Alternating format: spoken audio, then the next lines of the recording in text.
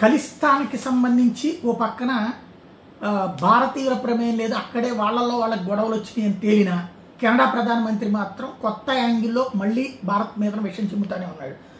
భారత్ కెనడాల మధ్య మరో దౌత్యపర వివాదం తలెత్తింది. తమ ఎన్నికలు జోక్యం చేసుకుంటుందంటూ భారత్ పైన కెనడా ఆరోపణ చేసింది. ఖలిస్తాన్ ఏర్పాటువాదుల సమస్య పేరుతో కెనడా రాజకీయ నాయకులపై ప్రభావం చూపిస్తోందని విమర్శలు చేసింది. రాజధాని అట్టావాలోని కమిషనర్ మారీ జోసీ హోగ్ శుక్రవారం సమర్పించిన మధ్యంతర నివేదికలో ఈ విషయం పేర్కొన్నారు. భారతదేశ అధికారులు వారి ప్రాపకంతో కెనడాలో పనిచేస్తున్న కొందరు వ్యక్తులు, రాజకీయ నాయకులు వివిధ వర్గాలపై ప్రభావం చూపుతున్నారన్నారు. 2019-21 ఫెడరల్ ఎన్నికల్లో కూడా ఇదే విధంగా జోక్యం చేసుకున్నారని పేర్కొన్నారు. అయితే కెనడా ఎన్నికల వ్యవస్థ పటిష్టంగా ఉండడంతో ఫలితాల మీద ఎలాంటి ప్రభావం చూపలేదని చెప్పారు.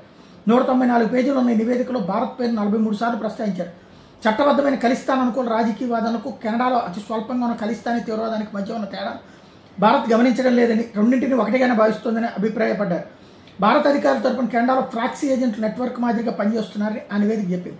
భారత అనుకూల వ్యక్తులు విజయం సాధించేలా వారు అక్రమ మార్గాల్లో నిధులు కూడా అందజేస్తున్నారని ఆరోపించింది. భారత్తో పాటు చైనా కూడా ఎన్నికల్లో జోక్యం చేసుకుంటున్నట్టు ఆరోపించింది.